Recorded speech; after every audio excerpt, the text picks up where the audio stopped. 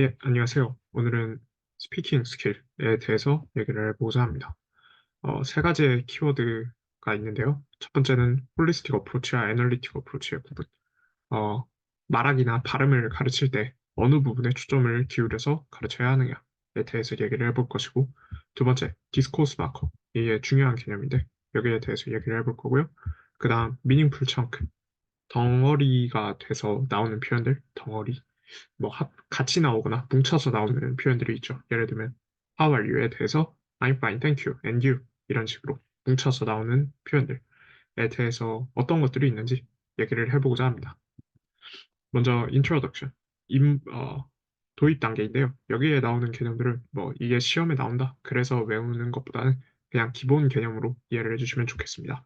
먼저 오러시와 리터러시의 구분이 있죠. 우리가 스피킹 스킬, 아니, 스피킹이 아니라 영어 사용 능력, 스킬을 이렇게 두 가지로 나눌 수가 있는데요.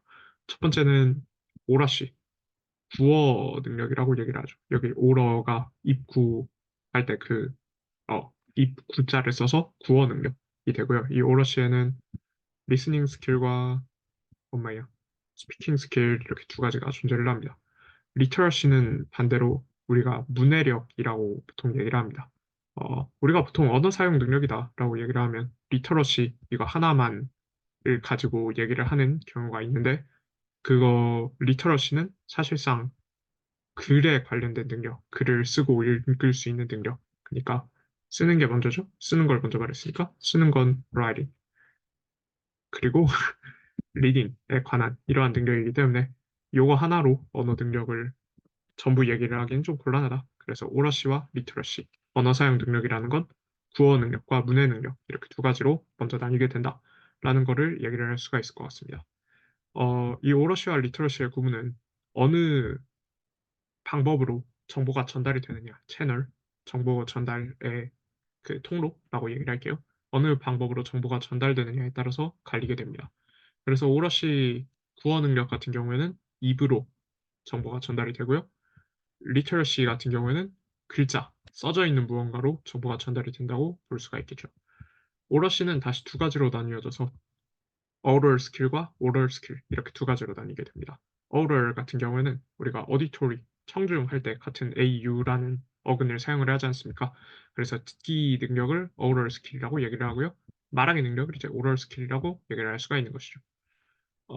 추가로 이제 원서를 읽다 보면 이제 인터로퓨터라는 단어, 어터런스라는 단어, 이런 것들이 이제 존재를 하는데, 이거는 굳이 설명을 드리지 않아도 아시겠지만, 이거는 대화하는 상대방을 얘기하고, 이거는 발화를 얘기를 하죠. 발언. 첫 번째 키워드인 홀리스틱 어프로치와 애널리틱 어프로치에 대해서 얘기를 해보겠습니다. 애널리틱이 먼저 나와요. 애널리틱이 항상 그, 우리가 영어 그 언어 이론의 흐름이 다 그렇듯이 이제 스트럭처럴리즘, 그다음에 다음이 뭐였지? 코그니티비즘, 그다음에 이 사이에 네이티비즘 있다고 치고요. 코그니티비즘, 그다음에 펑셔널리즘 이런 식으로 펑션에 관련된 그쪽 컨스트럭티비즘 아무튼 그런 순서대로 다 흘러가는 거예요. 그래서 스트럭처럴리즘이 득세한 기간이 아주 길었잖아요. 옛날에는. 그래서 이 애널리틱 어프로치도 스트럭처럴리즘과 관련이 있다고 보시면 됩니다. 애널리틱 어프로치는 스트럭처럴리즘과 관련이 있으니까 당연히 폼을 중시하는 그런 학파가 될 것이고요. 어, 애널리틱 어프로치에서는 포님, 포님, 가금소가 어떻게 발음이 되는지, 정확히 발음이 되는지 이런 것들을 중시하는 그러한 경우라고 얘기를 할 수가 있겠죠.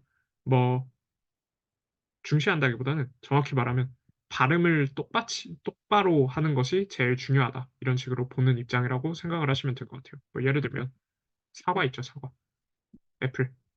사과를 어, 원래는 애플을 이렇게 발음을 하는 게 맞겠죠. 근데 이제 발음을 몰라서 이제 아플 이런 식으로 발음을 하는 학생이 있다고 쳐봅시다. 아플. 근데 첫 번째 학생 같은 경우에는 그 애플로 제대로 발음을 하고요. 두 번째 학생은 아플로 발음을 해요. 사과를 아플로 발음을 해요. 근데 첫 번째 학생이 얘기를 하는 걸 들어보면 I want that apple 이런 식으로 아주 평탄한 그 인토네이션을 보여주고요. apple 로 발음하는 친구는 I want that apple 뭐 이런 식으로 적절하게 인토네이션을 잘 쓸 수 있다. 이렇게 가정을 해봅시다. 그러면 이 애널리틱 어프로치에서는 당연히 애플로 제대로 발음을 하는 친구가 점수를 잘 받고요. 애플로 발음하는 친구는 점수를 못 받겠죠. 뭐 이렇게 생각을 하시면 돼요. 근데 이제 듣는 사람 입장에서 우리가 얘기를 할 때는 이렇게 평탄하게 인토네이션을 가져가는 것보다는 I want that apple 뭐 이런 식으로 그 원어민이 실제로 하는 것처럼 어센틱하게 인토네이션을 가진 학생의 말을 더 잘 들을 수 있을 거란 말이죠. 그렇죠. 그래서 어, 정확하게 발음을 하는 것만으로 이런 것들을 구분하기는 곤란하다 해서 등장한 것이 홀리스틱 어프로치가 됩니다. 홀리스틱 어프로치는 그런 세세한 폼적인 측면에만 매여 있을 것이 아니라 제대로 알아들을 수 있으려면 인토네이션 같은 발음적인 애널리틱한 아주 작은 그런 것들이 아닌 전체적인 관점에서 그 정보를 전달할 수 있도록 인토네이션이나 뭐 피치나 스트레스, 랭드 이런 측면을 이런 측면에 주의를 기울여야 한다라는 입장이라고 생각을 하시면 될 것 같아요. 뭐 이거는 사실 홀리스틱 애널리틱은 제가 굳이 설명드리지 않아도 여러분들이 잘 알고 계실 수도 있고 그 다음에 홀리스틱 어프로치, 애널리틱 어프로치 이거 자체가 시험에 나오는 거는 아닙니다. 그 대신에 여기에 관련된 키워드들이 좀 있기 때문에 뭐 메카닉스도 있고요. 수프라 세그멘탈 피처, 세그멘탈 피처, 수프라 세그멘탈과 뭐 동의어 비슷한 뜻을 가지고 있다고 얘기를 할 수 있는 프로소딕 피처 이러한 개념들이 있기 때문에 그리고 파닉스와 인텔리저빌리티 이러한 키워드들은 시험에 나올 수 있기 때문에 이런 표시한 키워드들을 위주로 보시고요. 홀리스틱 애널리틱은 여러분들의 이해를 돕기 위한 그렇게 생각을 하시면 될 것 같습니다. 그래서 어디까지 했더라? 그래. 인토네이션이 중요하다. 뭐 예를 들어서 우리도 그 뭐냐 원어민 분들이 이제 한국 와서 한국말 하는 거를 잘 못 알아듣는 경우가 종종 있죠. 그럴 때 보면 발음 자체를 못하는 건 아닌데 발음 자체를 못하는 건 아닌데 어 이걸 뭐라고 하죠? 그 인토네이션이 어색하거나 뭐 스트레스를 잘못 줘서 이해를 못하는 경우가 있지 않습니까? 그런 것을 생각을 하면 홀리스틱 어프로치가 이래서 나왔구나 하는 거를 자연스럽게 이해하실 수 있을 거라고 생각을 합니다.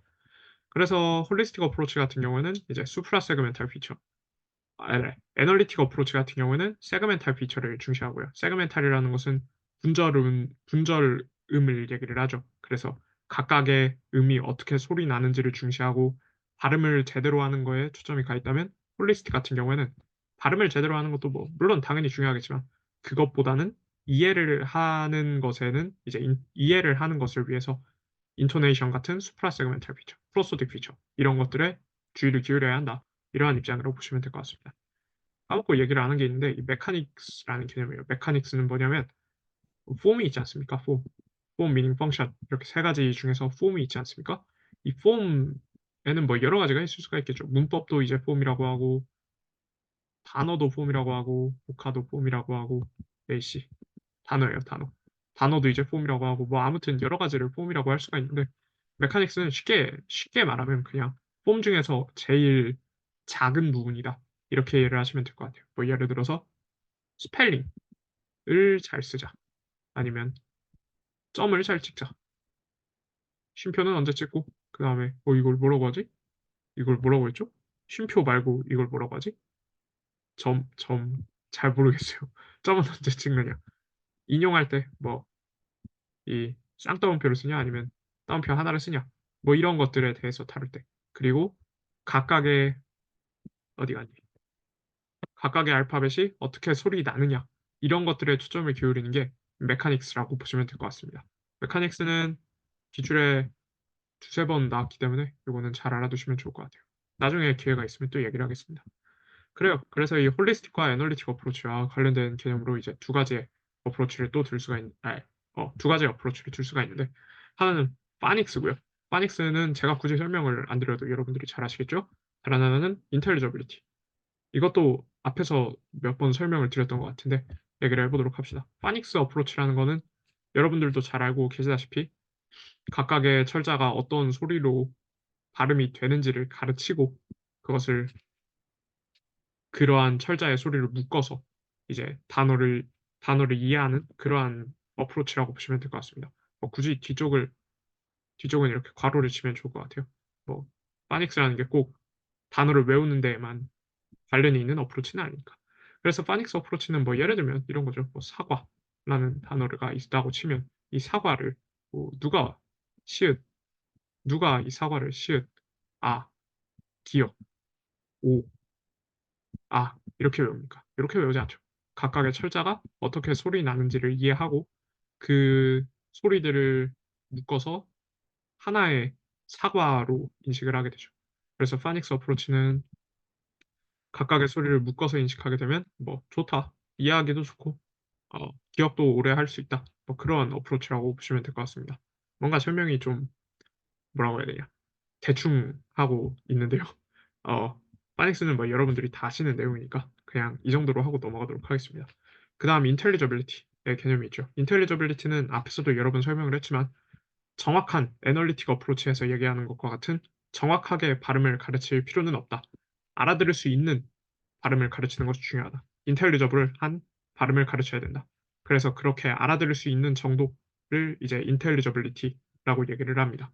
그래서 정확한 철자나 어순을 사용하는 것만으로는 모자르다. 스트레스나 인토네이션이 잘못 주어졌을 경우에는 이해를 방해할 수 있기 때문이다. 그래서 스트레스나 인토네이션과 같은 홀리스틱한 측면뿐만 아니라 뭐 발음에서도 그렇죠. 굳이 원어민과 같은 똑같은 발음을 하는 사람을 만들기보다는 이제 알아들을 수 있는 수준의 발음 정도면 괜찮다. 뭐 이렇게 주장을 하는 게 이 인텔리저빌리티의 입장이지 않습니까? 요게 이제 재밌는 게 그 옛날에 이제 센시티브 피리어드와 크리티컬 피리어드에 대해서 우리가 배우지 않았습니까? 크리티컬 피리어드에서는 발음 하나만을 가지고 언어가 습득됐는지를 판단할 때 발음이 굉장히 큰 역할을 차지했기 때문에 크리티컬 피리어드에서는 발음을 습득하지 않은 학생을 보고 이거 봐라.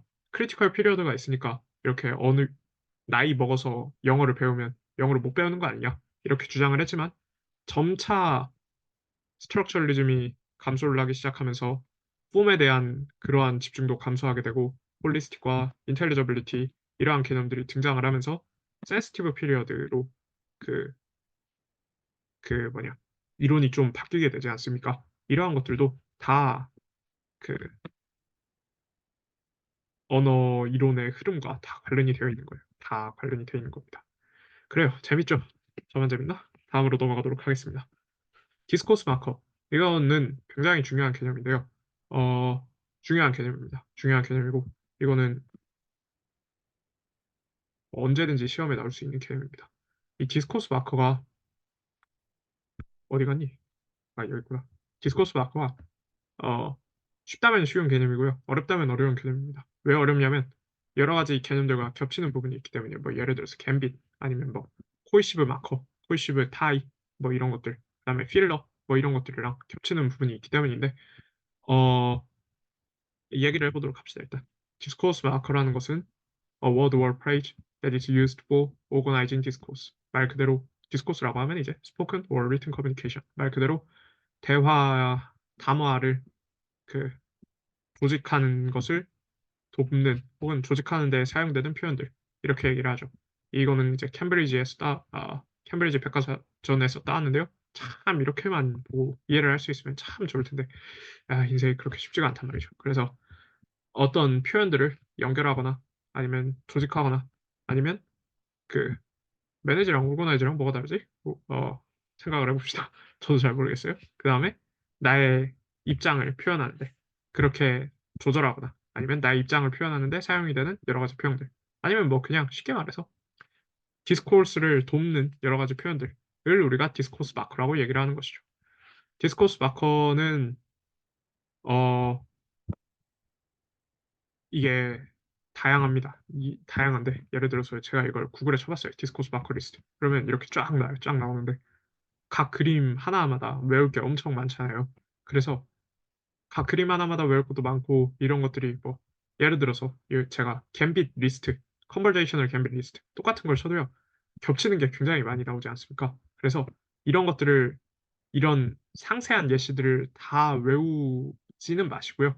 상세한 예시들을 다 외우지는 마시고 어떤 쓰임이 있는지 이 정도를 보시는 게 더 좋을 것 같습니다. 그게 더 현명한 방법이죠. 뭐 저번에도 얘기를 했는지 모르겠지만 그 원서 같은 데 보면 이제 리스트로 막 쫙 나와 있는 거 있잖아요. 뭐 예를 들면 얘기했던 것 같다. 리스트로 쫙 나와 있는 거 있잖아요. 표 하나 주고 이제 이런 것들을 다 읽고 다 외우려고 하지 마시고요. 여기서 키워드만 한두 개 있으면 키워드만 골라서 보시고 키워드도 없으면 그냥 보지 마세요. 이런 거 보면 시간 낭비입니다. 아무튼 그래요. 그래서 디스코스 마커는 어떤 쓰임새가 있냐? 첫 번째, 그 대화를 시작하거나 끝낼 수 있다. So, let's start about, okay, let's start about, anyway, let's finish. 뭐 이런 것들. 그 다음에 대화의 흐름을 바꿀 수가 있다. Anyway, 어, how about you? 뭐 이런 식으로 물어보거나. 오더링, 순서를 정할 수 있다. 뭐 예를 들어서, I want to talk about 땡땡. First, second, third, 그리고 end, in the end, 뭐 이렇게 쓸 수도 있고요. 그 다음에 다른 방법으로 무언가를 말할 수도 있다. In other way, you can go straight and turn left. In other way, you can turn left and about, go about 2 block and turn right. It would be in the 땡땡. 뭐 이런 식으로 얘기를 할 수도 있고요. 그 다음에 as a response. 남이 말한 것에 대해서 응답할 때도 쓸 수가 있죠. 예를 들면, That's terrible. Oh, that's terrible. Exactly. That's what I'm talking about. 뭐 이런 것들. 그 다음에 나의 그 말에 대한 표현, 나의 그 말에 대한 어떤 태도를 보여줄 수도 있죠. Exactly도 뭐 여기에 겹치는 부분이 있을 수가 있고요. I don't think so. 나는 그거는 아닌 건 좀 아닌 것 같아. 뭐 이런 것들, 이런 게 있을 수가 있죠. 그 다음에 sounding less directly. 좀 나의 직접적으로 말해서 남에게 상처가 될 수 있는 그런 여지를 좀 줄이고자. In my opinion. 좀 별론데, 내 생각에는 그렇다는 거고, 뭐, 다른 그런 경우. 그 다음에, to show that one is surprised. 뭔가 놀람을 보여주고 싶을 때. 이럴 때 사용하는 표현들도 다 디스코스 마커라는 거예요. 근데 이게 조금 애매한 게, 이 sounding less directly 같은 경우에는 또 해칭, 이런 것들이랑 이제 겹칠 수가 있기 때문이에요.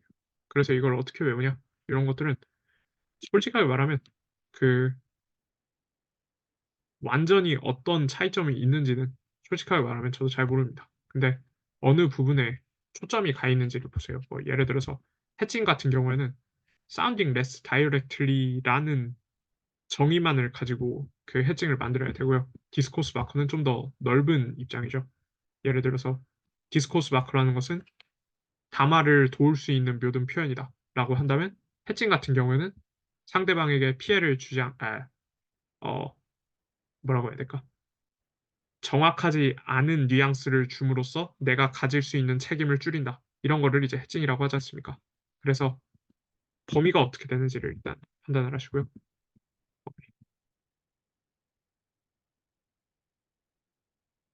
의미의 범위가 어떻게 되는지를 판단을 하시고요. 초점이 어디가 있는지를 판단을 하셔도 좋습니다. 예를 들어서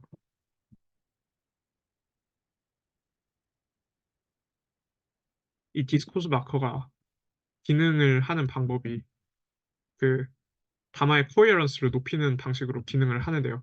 코헤런스를 높인다라는 말에 꽂혀서 이제 디스코스 마커가 들어갈 때 코이 코이시브 마커를 넣지 마시고요. 코이시브 마커 같은 경우에는 그 코이어런스에 너무 많이 초점이 가 있겠죠. 너무 많이라기보다 코이어런스에 많은 초점이 가 있겠죠. 디스코스 마커 같은 경우에는 뭐 코이어런스에 대해서 얘기를 할 수도 있지만 굳이 코헤어런스만을 가지고 얘기를 하지는 않을 거지 않습니까?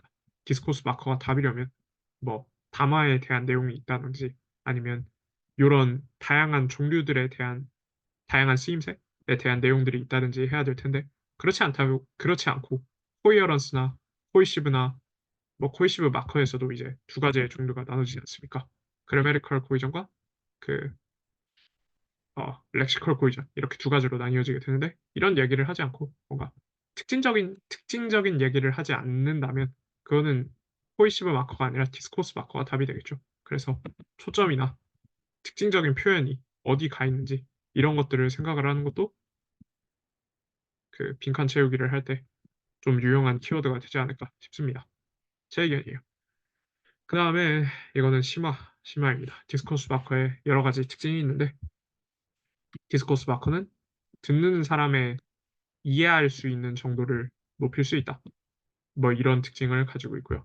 그 다음에 이 디스코스 마커가 기능하는 방법으로 이제 코이어런스를 높이는 방법도 있고 렐리번스를 높이는 방법도 있는데 뭐 이건 굳이 제가 설명을 안 드려도 어차피 시험에 안 나올 것 같은데 렐리번스를 높이는 방법이 뭐냐면요. 대충 이런 겁니다. 내가 하는 말에는 내가 하는 말은 제가 의도하지 않았더라도 뭐 여러 가지로 해석이 될 수가 있잖아요. 예를 들어서 춥다라는 말은 그냥 말, 그 그냥 그냥 발언일 수도 있고요. 단순한 발언일 수도 있고요.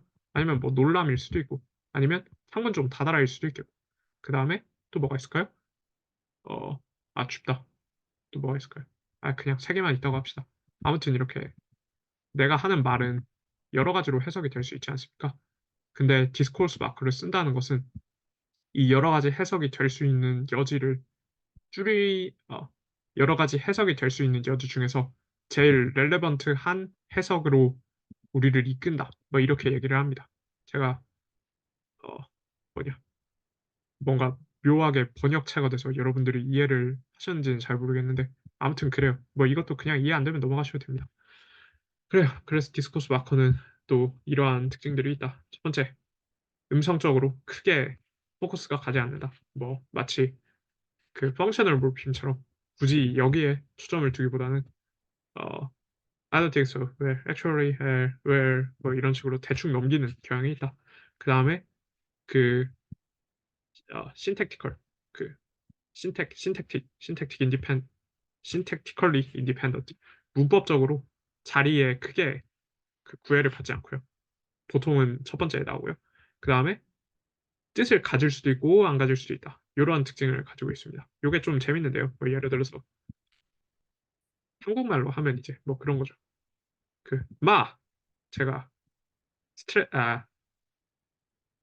그 뭐냐 사투리 네이티브는 아니지만 마 뭐 이런 식으로 얘기를 하는 경우 아니면 뭐 거시기 뭐 이런 식으로 얘기를 하는 경우 이런 것들도 다 디스코스 마커에 포함이 되지요. 이런 경우는 사실 뭐 거시기나 뭐 이런 것들이 뜻을 가졌다고 하기는 좀 곤란하지 않습니까? 아니면 뭐 예를 들어서 영어 같은 경우에는 it's kind of, kinda 아니면 you know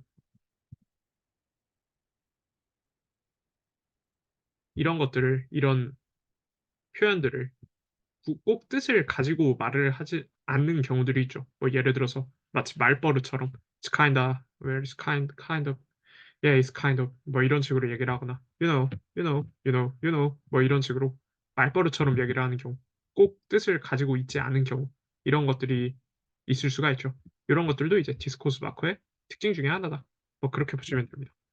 디스코스 마커 자체가 그 이거를 만약에 내게 된다면 설명을 엄청 잘 줄 테니까 잘 줄 수밖에 없어요. 다른 비슷한 개념들이랑 구분을 하려면 디스코스 마커를 낼 때 설명을 아주 잘 주게 될 테니까 너무 막 걱정을 하지는 않으셔도 되고요. 아무튼 디스코스 마커라는 거는 그냥 담화를 도와줄 수 있는 모든 표현들. 담화를 도와준다라는 것은 내가 말을 시작하거나 말을 끝내거나 주제를 바꾸거나 말하는 순서를 제시하거나 그 다음에 응답을 하거나 나의 어떤 태도를 보여주거나 아니면 돌려서 말하거나 아니면 그냥 놀람을 표현하거나 아니면 그냥 말버릇 뭐 이런 것들이 다 디스코스 마커에 포함이 된다. 이렇게 이해를 하시면 될 것 같습니다. 아, 그래요. 갬빗. 갬빗도 참 빨리 읽을 수 있는 개념이에요. 갬빗. 갬빗이라는 것도 왜냐하면 보시면 아시겠지만 a word or phrase which help us to express what they are trying to say. For example, introduce a topic, link the opinion to others' opinion, agree and disagree, response, phrases for the conventions, conversations to be started, maintained, and finished.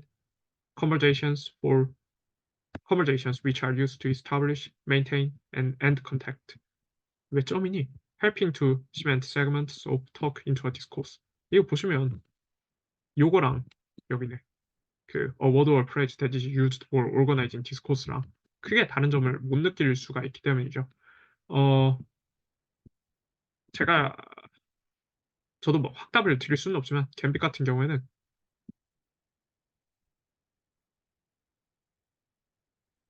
ESL에서 주로 쓰이는 단어는 아니고요. 이것보다는 같은 뜻을 나타낸다고 하더라도 갬빗 같은 경우에는 세컨드 랭귀지 어퀴지션 뭐 이런 데에서 쓰는 표현은 아니고 이것보다는 디스코스 마커의 쓰임새가 더 많다라고 이해를 해주세요. 그 다음에 또 뭐 있냐? 아 그래.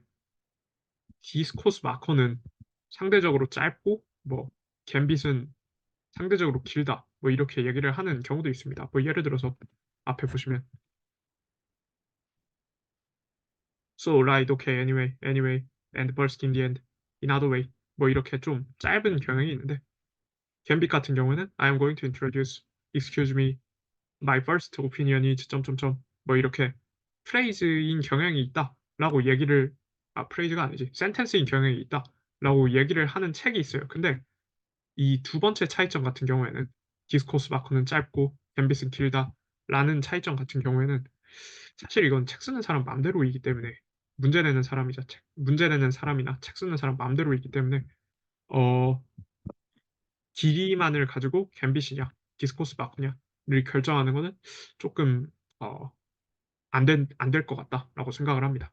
아무튼 제가 하고 싶은 말은요. 갬빗은 시험 문제에 나올 확률이 적고요. 디스코스 마커는 상대적으로 높다는 것이죠. 똑같은 개념이더라도. 이 정도로 이해를 하시고 넘어가시면 좋을 것 같습니다. 있다. 갬빗이라는 게 있다라는 거는 알아두세요. 디스코스 마커랑 비슷한 역할을 한다. 오케이? 오케이. 다음 필러. 필러는 갬빗이나 디스코스 마커랑은 살짝 거리가 있는 그런 친구인데요. 필러 같은 경우에는 어, 하는 것처럼 제가 동영상을 찍는 와중에 내용이 생각이 안 나서 하는 경우가 종종 있죠. 이렇게 어로 제가 말을 하지 않을 때 그 사일런스를 채우지 않으면 아마 듣는 입장에서 굉장히 어색하겠죠? 그래서 이렇게 뭐라고 하냐? 사일런스가 한국말로 뭐였지? 그, 이렇게 조용한 부분을 채우는 거를 이제 필러라고 얘기를 합니다. Well, I mean, 뭐 이런 것들을 이제 필러라고 얘기를 합니다. 필러 같은 경우에는 왜 필러를 사용하냐? 1. 어색하니까. 2. 발언권을 유지하기 위해서. 이렇게 필러를 사용을 하게 되죠. 2번을 좀 봅시다. Hold the floor by filling in the silence at that particular moment. 2번 같은 경우를 보시면요. 만약에 제가 썰라썰라 얘기를 하다가 갑자기 생각이 안 나서 말을 멈췄어요. 그러면 제 대화하는 상대방이 발언권을, 발언권을 뺏어갈 수가 있겠죠. 이 사람 얘기 다 끝났나 보다. 그럼 내가 얘기해야겠다. 이런 식으로 생각을 할 수가 있겠죠. 그런 거를 방지하기 위해서, 나 아직 할 얘기 있다. 근데 생각이 안 나. 이런 식으로, 조금 시간을 벌기 위해서 사용하는 것들을 필러라고 보시면 됩니다. 필러도 시험 문제 몇 번 나왔는데요. 이거를 가지고 어떻게 문제를 낼 수 있을까? 저는 잘 모르겠어요. 아무튼 그렇습니다. 그래요. 나올 가능성은 있습니다. 그 다음에 헤지테이션 마커 이런 것들도 있죠. 헤지테이션 마커는 말 그대로 나의 표현을 잘 못하는 헤지테이트를 보여주기 위한 마커이고요. 그 마커 내가 표현을 잘 못하는 경우 나의 헤지테이트를 보여주는 경우 이렇게 이해를 하시면 되고요. 퍼포먼스 베리어블 이거는 영과 검색어인데 이 두 개는 꼭 외우실 필요는 없어요.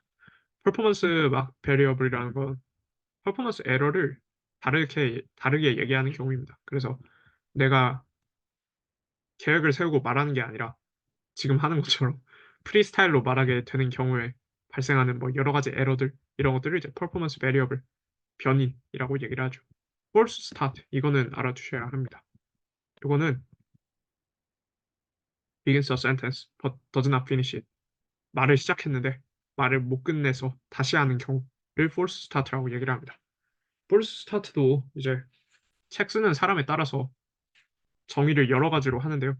기본적으로는 이 개념입니다. begins a sentence but does not finish it을 이제 false start라고 얘기를 합니다. 뭐 예를 들면 I will, I will let you know tomorrow. 뭐 이렇게 얘기하는 경우 내가 어, 내가 지금 말해 주려고 했는데 그 생각해 보니까 지금 못 말하는 거예요. 그래서 I will let you know 이렇게 얘기를 하려고 했는데 생각해 보니까 오늘은 못 말할 것 같아서 문장을 끊고 I will let you know tomorrow 이렇게 바꿔서 말한다든지 아니면 내가 하려고 그랬는데 저기 내 동생이 아무 일도 안 하고 있어요.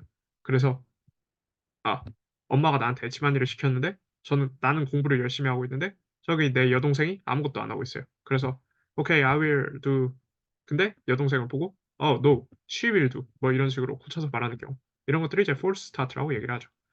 어떤 이유인지는 모르겠지만 시작을 했는데 끝내지 못하고 다시 시작하는 경우 이런 것들을 이제 false start라고 얘기를 합니다. 여기까지 괜찮으시죠? 한숨 돌려야겠어요. 좋아요. 돌렸습니다. 그 다음으로 백채널링 디바이스라는 개념이 있습니다. 백채널링이라는 것 요것도 21년인가 시험에 한번 나왔는데요. 오답률이 조금 있던 문제였던 것으로 기억을 합니다. 왜냐하면 백채널링이라는 게 정의가 정확히 제시가 되어 있으면 문제를 맞추기가 좋았을 텐데 그러지 않았던 걸로 기억을 해요. 백채널링이라는 건 단순해야 됩니다. 단순. 단순히 듣고 있다는 신호입니다. 뭐 예를 들면 그 뭐를 생각을 하시면 되냐면요. 어, 나랑 안 친한 친구가 내 앞에서 떠들고 있는 경우를 생각을 하시면 돼요. 뭐 예를 들면 자기 얘기를 막 하는데 나는 관심이 없어요. 근데 얘기는 해 줘야겠죠. 아니 응답은 해 줘야겠죠. 그게 문명인으로서의 매너니까. 그래서 쌀라쌀라 얘기를 하고 있는데 오, 뭐 이렇게 딱 이 정도를 백채널링 디바이스라고 얘기를 합니다. Listener signals that he or she is listening. 말 그대로 그냥 듣고 있다는 신호를 백채널링 큐 디바이스라고 얘기를 하고요. 반면에 non-minimal response라는 반대되는 개념이 있어요. non-minimal. 이름에서 알 수 있다시피 미니멀하지 않은 리스폰스인데요. 이거는 뭐냐면 내용에 대해서 내 평가나 내 뉘앙스, 뭐 이심전심이 있어야 되는 그러한 경우를 백채널링과 구분해서 논미니멀 리스폰스라고 얘기를 합니다. 예를 들면 어, 나랑 얘기하고 있는 친구가 근데 나 어제 친한 친구, 아니 뭐 누구든 간에 나랑 얘기하고 있는 사람이 다리가 부러졌다는 얘기를 하는 거예요. 그러면 백채널링 디바이스만 얘기를 하기에는 조금 비인간적이죠. 그래서 진짜 야, 안 됐다. 어떻게 됐어? 어떻게 그렇게 됐어? 막 이런 식으로 안 됐다. 이렇게 얘기를 하게 되는 경우 이런 것들은 논 미니멀 리스폰스에 포함이 됩니다. 여기까지 괜찮으시죠? 그래요. 그래서 백채널링이라는 건 그냥 단순히 듣고 있다는 신호다. 이 정도로 이해를 하시면 됩니다. 다음으로 해칭과 패티 커뮤니언. 해칭은 어, 이것도 한번 시험에 나왔는데요. 아마 백채널링 할 때 해칭이 같이 나왔던 것으로 기억을 합니다. 해칭은 그래서 뭐 키워드라면 키워드이죠. Expressions of somewhat opinion, not the truth, in order not to take full responsibility. Expressions to give a sense of imprecision or lack of commitment. 내가 말을 하는데 그게 완벽한 답이 아니라 조금 완전 무결한 것이 아니라 조금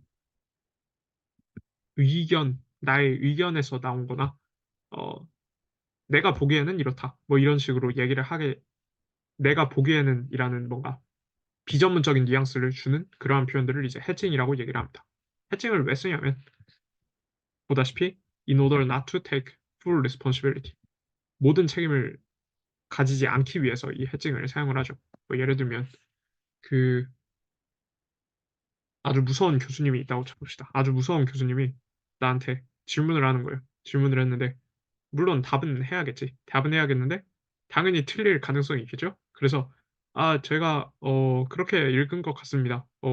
그렇게 들은 것 같습니다. 뭐 이렇게 얘기를 하게 되는 경우 이런 것들이 해칭의 예시가 됩니다. 어, 자신감으로 보자면 당연히 자신감이 있는 표현은 아니지만 이런 것들도 쓰임새가 있기 때문에 사용을 하는 그런 경우라고 보시면 될 것 같아요. 그다음에 이제 패티 커뮤니언이 있는데 이 패티 커뮤니언은 사실은 시험에 나왔냐고 하면 한 번은 나왔습니다. 한 번. 25년쯤 전에 한 번 나왔는데요. 어, 더 됐나? 아니다. 한 25년쯤 전에 20년, 25년 그쯤에 한 번 나왔습니다. 요거는 보시다시피 분위기를 누그러뜨리기 위한 내가 하고자 하는 말만 훅 들어오는 현상을 완화하기 위한 표현이다. 이렇게 이해를 하시면 됩니다. 예를 들어서 제가 길 가는 사람한테 제가 길을 잃어버렸어요. 그래서 길을 가는 사람한테 길을 물어보고 싶어요.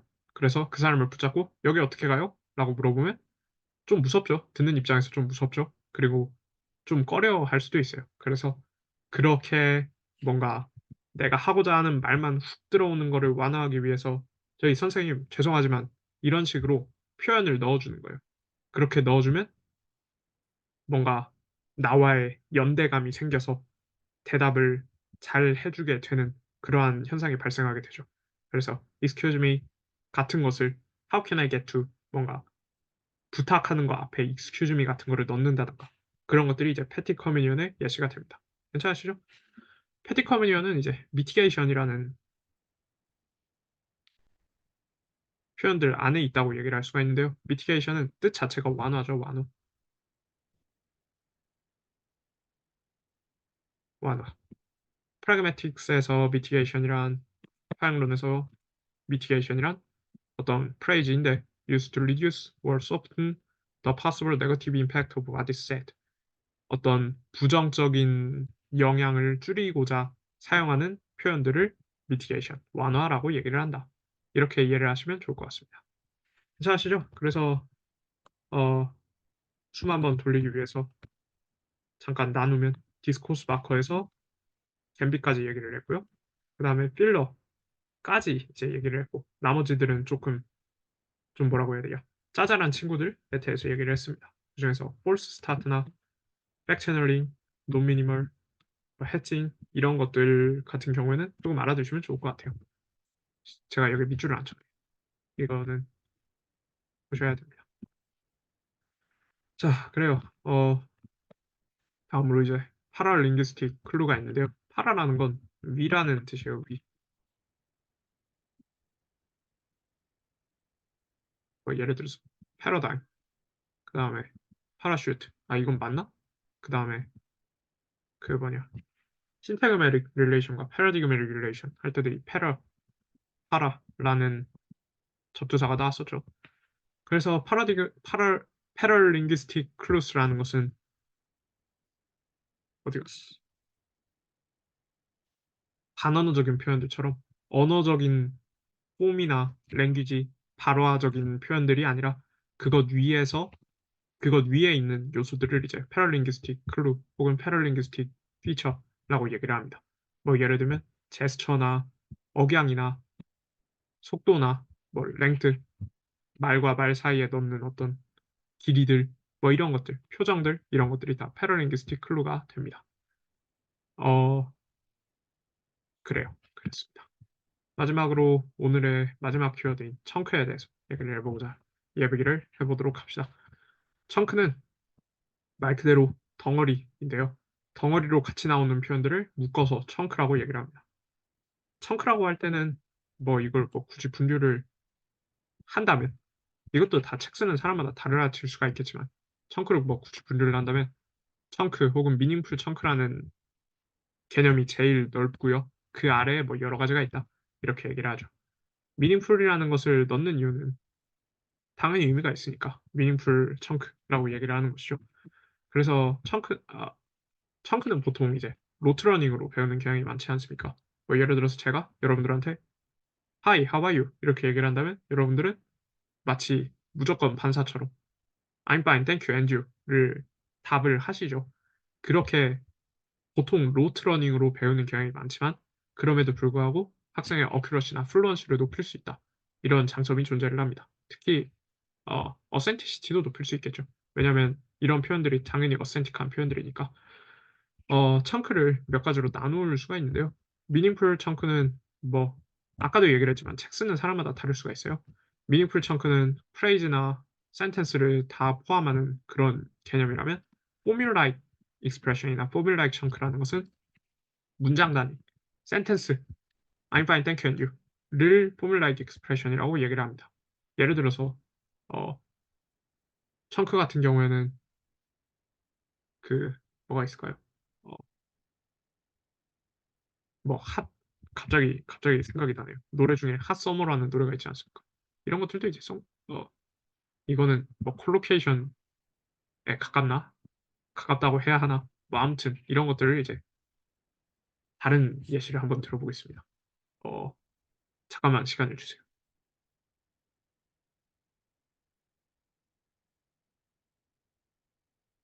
뭐 예를 들어서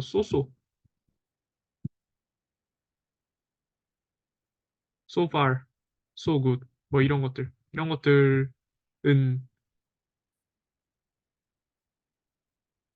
소소가 낫겠다. 소소 같은 것들은 미닝풀 청크에 포함이 되겠죠. 반면에 그 I'm fine, thank you, and you 같이 문장인 경우에는 그 formulaic expression이라고 얘기를 할 수가 있겠고요. 무슨 말인지 아시죠? formulaic은 문장 단위고요. 청크는 문장일 수도 있고 프레이즈일 수도 있고 근데 이런 것 분류는 책 쓰는 사람마다 다르다. 이렇게 얘기를 드립니다. 그래요.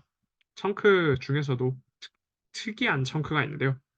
그게 이제 adjacency pair입니다. 인접상이라고 보통 번역이 됩니다. 인접상. 인접상은 뭐냐면 이것도 기출입니다. 이것도 기출인데 그 기출이니까 이거는 잘 보시기 바랍니다. 청크 부분은 잘 보세요. adjacency pair는 뭐냐면 exchanging turn, require, unequal, immediate response. immediate일 필요는 없어요, 사실. equal response, which is conventionalized. 이것도 사실 괄호를 칠 수가 있는데요. 아무튼 adjacency pair라는 건 동등한 지위의 표현이 기대되는 경우 그렇게 내용을 주고받는 한 쌍의 말을 adjacency pair라고 얘기를 합니다. 앞에서도 얘기를 했지만 How are you? I'm fine, thank you, and you. 이런 것들이 adjacency pair의 대표적인 예시죠. 또 뭐가 있을까요? Do you want to go out with me? Yes, sure. 뭐 이렇게 얘기를 하는 경우도 adjacency pair의 예시가 될 수가 있어요. adjacency pair 심화. 이 인접상은요, 기본적으로 first pair part와 second pair part로 나눠지게 돼요. first pair part는 말을 페어를 시작하는 그 파트를 얘기를 합니다. 아까 얘기를 했듯이 hello, how are you였나? how are you가 이제 FPP가 되고요. 반면에 SPP 같은 경우에는 I'm fine, thank you, and you가 SPP가 되겠죠. 여기까지 괜찮으시죠? 이 FPP, SPP로 구분이 되는데 우리가 눈여겨볼 것은 이 SPP입니다. SPP는 다시 prepared SPP와 disprepared SPP로 나뉘게 돼요. 아까 adjacency pair에 대해서 얘기를 할 때 require an equal immediate response which is conventionalized 라고 얘기를 드렸지 않습니까? conventionalized라고 얘기를 한다면 뭔가 응답이 좀 정형화되어 있거나 기대되는 응답이 있는 경우를 우리가 생각을 할 수가 있겠죠. 아까 얘기를 했듯이 Do you want to go out with me? 라고 물어본다면 보통 기대되는 응답은 Sure, Yes. 그 뭐냐 끄덕끄덕을 한국말로 뭐라고 하지? 승인, 동의 뭔가 제안을 한 경우에는 동의하는 것이 기대되는 응답이 되는 것이죠. 반면에 disprepared SPP를 제시를 할 수도 있어요.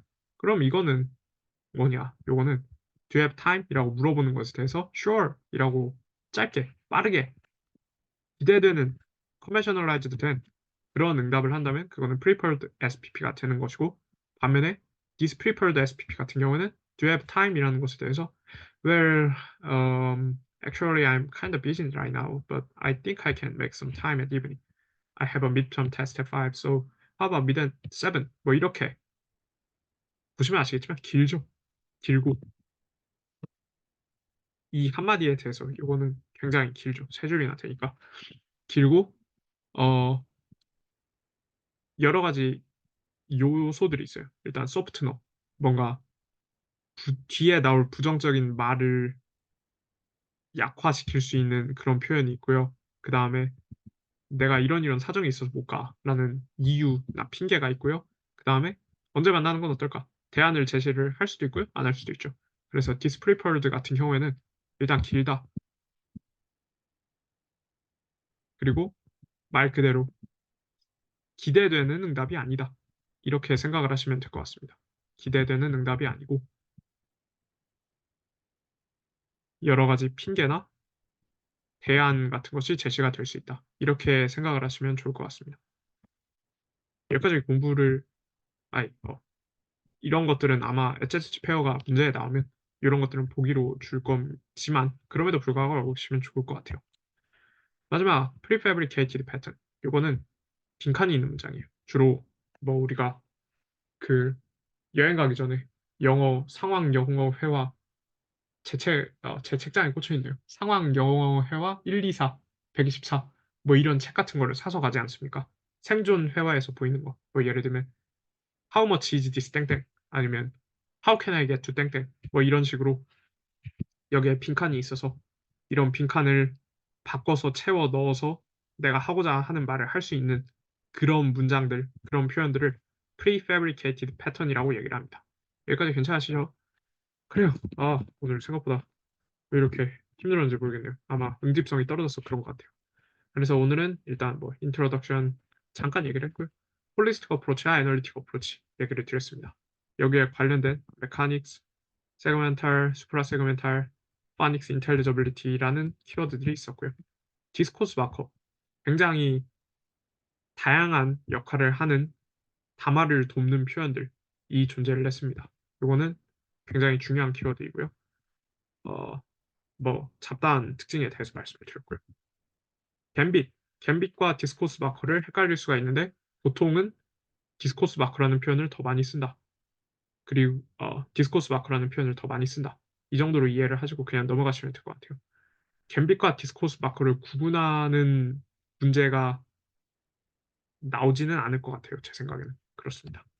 다음으로 필러와 폴스 스타트 이런 백채널링 디바이스, 논 미니멀 리스폰스, 해칭 이런 표현들을 말씀을 드렸고요. 그 다음에 뭐 패럴링기스틱 클루, 피처, 그 다음에 청크들 몇 가지, 청크의 특징과 청크들 몇 가지에 대해서 말씀을 드렸습니다. 그 중에서 HSC 페어에 대해서 말씀을 드렸어요. 그래요. 그래서 오늘 이제 스피킹 스킬이 끝났고요. 다음에는 아마 리딩 스킬에 대해서 말씀을 드릴 것 같습니다. 이상으로 오늘의 동영상을 마치도록 하겠습니다. 감사합니다.